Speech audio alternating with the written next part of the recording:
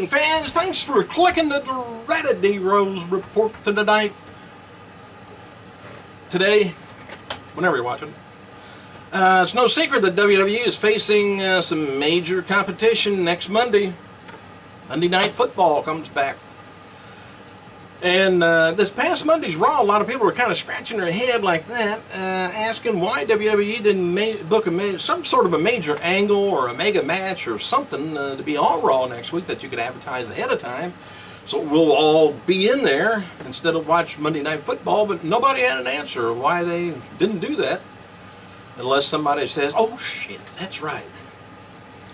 And as of this past week, the plan for both John Cena and Sheamus is to be a surprise doing a return during Royal Rumble in January. And one source said that with both of them returning on the same night, it's kind of doubtful that another big surprise would happen. Like, like Jake the Snake Roberts, he was wanting to show up and be factored into the 30-man match, but maybe they can make it a 31-man match, Royal Rumble. But because I'm sure he would most likely get eliminated real quick. He wouldn't win. But anyway, that's just something he wants to do. And it's said within WWE that Dolph Ziggler is being punished for something he said in an interview during SummerSlam week.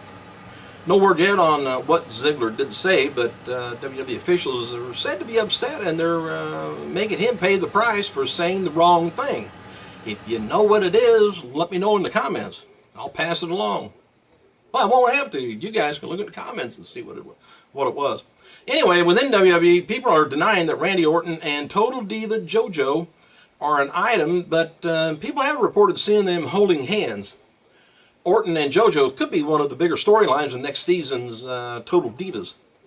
And speculation likely comes from the photo that's online of the two superstars for Hope Party last night during SummerSlam weekend. It could be more like a father and daughter. The age difference is father and daughter. Rock that cradle. About another year younger, and he could have been just about thrown in jail. Anyway, word going around is that there's going to be another major relationship twist for next season. And one will be one that's going to be clever and shocking. And no, it's not the Bella twins switching places. In their relationship with Bryant and Cena, it's something different, I guess. Got to keep them ratings going. Anyway, Crave Online recently spoke to Zach Lebowski. Lebowski, maybe. Anyway, he's the director of WWE Studios' Leprechaun Origins, which starred Hornswoggle. Anyway, some of the notes from the interview, they said WWE contacted Lipperski to work on the movie because it was shot in Canada and they needed a Canadian. Now, I think it must be for union reasons. But let's just call him Zach. Anyway, they contacted Zach to do that. And the new movie is a complete refresh, reboot of the older Leprechaun movies, so it won't pick up where anything left off. And they're going for a darker, grittier movie, Zach said, and I think when you first see Leprechaun, you'll be liked. Oh dear God. This is absolutely terrifying and disgusting. Rather than, oh, look at that funny little guy. Anyway, it took about 2 hours per day to get Hornswoggle's makeup on. I noted that the movie's going to be rated R, and said he noted that it's made actually for adults, not kids. The movie comes out in spring of 2014, but they're still editing. Everything should be finished by the end of the year. WWE is interested in using Zach for other movies, especially if this one works and makes money like it's supposed to. Hey, taped for tonight's matches on SmackDown. Also, there's going to be a town hall meeting hosted by Triple H, Vicky Guerrero, and Brad Maddox, which we can't hardly wait to see that.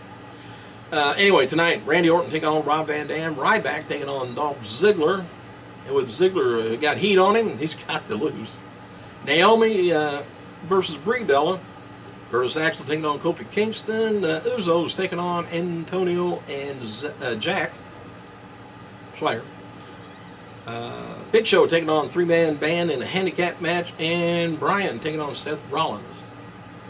A lot of matches. So anyway, while doing promotional work for WWE in Abu Dhabi this week, The Miz noted that he and former girlfriend, rather not former girlfriend, but former WWE diva and his girlfriend, Maurice, they're going to be getting married in February 2014. And Hollywood Reporter reports that The Rock is in talk to star in a feature film version of the 80s show The Fall Guy. Remember that? If you are about the same age I am. It starred Lee Majors as a Hollywood stuntman who moonlighted as a bounty hunter. That might be a good one for The Rock. WWE Studios in Hyde Park will go co-producing the film, and McGee is in talks with to direct the movie, I guess, while Ashley Miller and Zach Stentz will be writing the script. Hollywood Reporter notes that The Rock is preparing to start productions on Fast 7. Get them suckers going. Keep the momentum going. And National in the UK published an article about The Miz speaking against bullying to school children in Abu Dhabi. And ECW original Stevie Richards was at Diamond Dallas Page's house this past weekend in Atlanta, Georgia. Richards was there to receive his certificate and become an official DDP yoga trainer. Mark Henry has been cleared to return, believe it or not, already. Back to action after something. It was a hamstring injury, I guess, last weekend. Henry underwent an MRI and was cleared. Henry suffered the injury while doing a run-in at last Saturday's WWE live event in Boston, Massachusetts. Thanks for clicking, you guys. I gotta go.